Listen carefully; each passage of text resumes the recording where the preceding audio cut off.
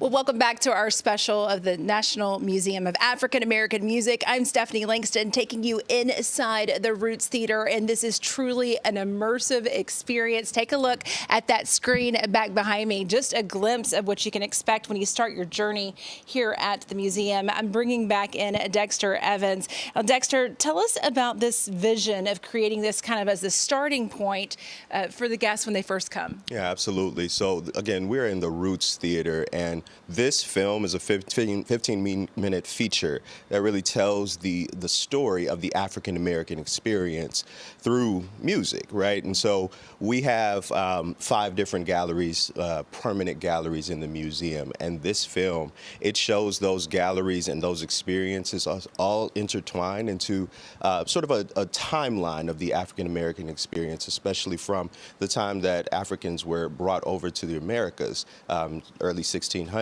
until today. How does it set the tone for what guests are going to go on to experience through those exhibits? Yeah, this is a powerful moment for guests. And so you come into the museum, wait with your group or with your, friend or spouse. You come into this space, the lights dim down, right? And the story begins. And it really gives you a moment of reflection. And sometimes for folks, it gives them a moment of, let's say you're on Broadway and you had a quick trip you got to do to the museum, right? This is one of those moments where if you didn't go inside of the gallery, this 15-minute film will give you pretty much an overview of everything that you need to know. People walk out of here and say, how can I buy this on DVD? Can you?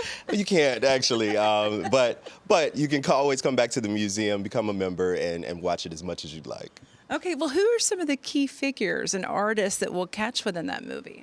Yeah, the beauty of it is, again, it covers over 50+ genres influenced and or created by African Americans. And so there's voiceovers by artists and ethnomusicologists. One of the artists, for instance, is Bobby Rush, and he makes a joke in there. He's like, if you don't love the blues, you don't love your mama, right? And so, I mean, there's artists all the way up to, we just had Jon Batiste here, and I know folks love Jon. Jon Batiste came into this theater and he didn't even know that his song Freedom, right, is the very last song that guests hear on this film. And so it's a powerful, powerful song. It's a Grammy Award-winning song. He's a almost EGOT artist himself. And so it was one of those things where we're starting to really connect the dots over these 5 years, right? We're bringing in the right people that are learning about the museum, loving the museum, and figuring out ways to even support the museum, especially philanthropically. So someone like Jon Batiste, who's in the film and sees his younger self, supporting a museum that he now has supported through major gifts and transformational giving, right? It's all coming together in year 5. We're not in, we're not infant museum anymore. We're in kindergarten, right? So. You're really a living museum. Right. While there's all these artifacts, it's constantly evolving. How incredible that you had Jon here. What an experience. And for Mama who might be watching, I do love the blues. So we're covered there. Love the blues, love my mama. That's okay, right. Is there a surprising moment that guests may find or discover in this movie? Yeah, I think how raw it is, right? The truth-telling of it. The purpose of this museum is to really be this definitive voice, right? To be this authentic voice of the true full scope and narrative of what American music is, right? That's really our vision. Our mission is to educate the world on the rich contributions that African Americans have made. And so, we're standing inside this Roots Theater, and around us in cases are African instruments, right? These instruments, just like one of our signature education programs, were made from nothing into something.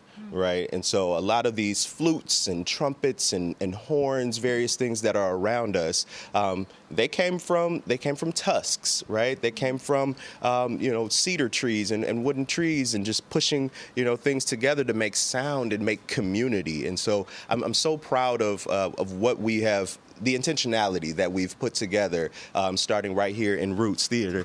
Yeah. Awesome. Is there a favorite, most interesting instrument along the cases there?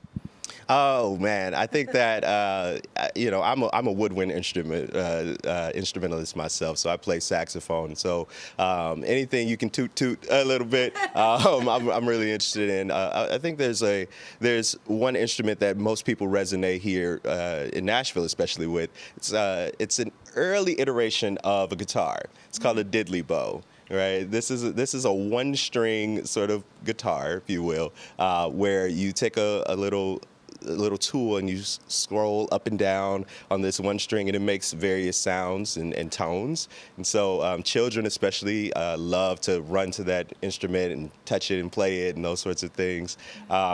It's one of those ones where we're always like, I think we need a new string, right? So, the diddley bow is a really interesting one. The diddley bow sounds like an instrument I might be able to handle. Absolutely. Thank you so much, Dexter. It is gorgeous inside here.